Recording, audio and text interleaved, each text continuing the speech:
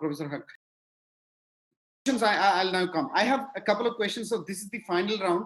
We'll take your comments, final comments on this, and then I'll conclude the session.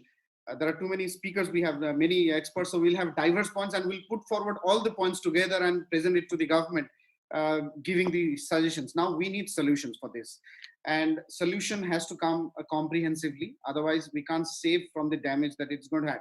Couple of questions, if you can note down and then give answer on. By when do we expect things to be normal? All the measures that the governments are taking, are they in the right way, and are they enough? What more should we do there? Is the saving and investment led model, growth model, sustainable? Because that will be a huge shift in that. Fourth question, that American GDP, there are a lot of papers in America, they are saying that the GDP of United States will come down to, will drop to $14 trillion or $13 to $14 trillion from $17 to $18 trillion it has now. Post-corona, if it lasts for 12 months or 14 months, are we going to see a new economic superpower? And if the new economic superpower comes in, what is going to be the world production or world supply chain, world production chain? Where now does India have a geopolitical advantage in this situation? So if now Japan is giving its companies $2 billion to come out from China, if United States is giving its companies to move out from there, does India have any geopolitical advantage to cash on from there? Yeah, so we'll start with Dr. Enamul Haq. Yes, thank you very much. I think that you have posed the right set of questions. On the first question, when are we going to be normal? I think it's $1 billion question. We do not know when, but we cannot wait for very long. We have to find a strategy of gradually opening up the economy, and that should be there. The most important part here is that if you look at South Asia, millions of poor people who do not have huge savings. So if you want to deal with them, the strategy has to be very cleverly done so that you can come back quickly. Otherwise, you will be in trouble. These people do not have savings to go on without work for another 2 months. That is a very difficult one. So they may not die from corona, they may die from hunger. And that is the strategy that government has to think. Are the governments doing the best thing? I'm not fully familiar with all of Indian strategies, but what I see from global strategies that we see around, everybody is looking how to protect the large companies. I think the strategy should be how to protect the poorer people in the society, and that is an important one.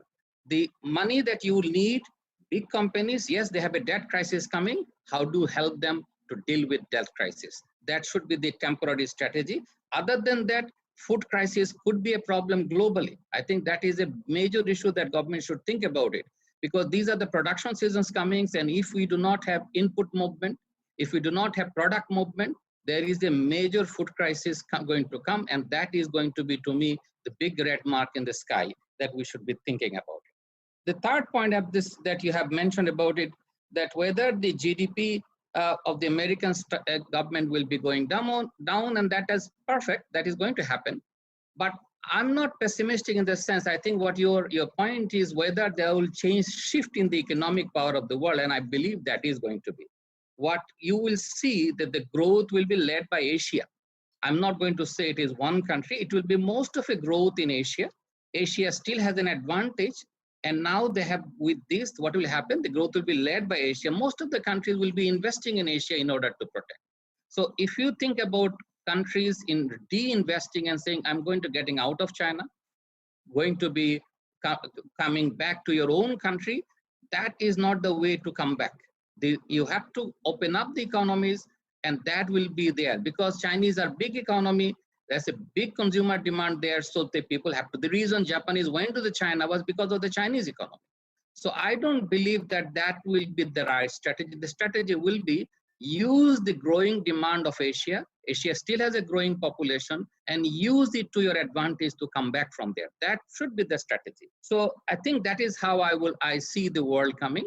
I'm more worried about this day laborer, the working group who do not have huge savings, and for the next 3 to 4 months, how these people, how to deal with these people.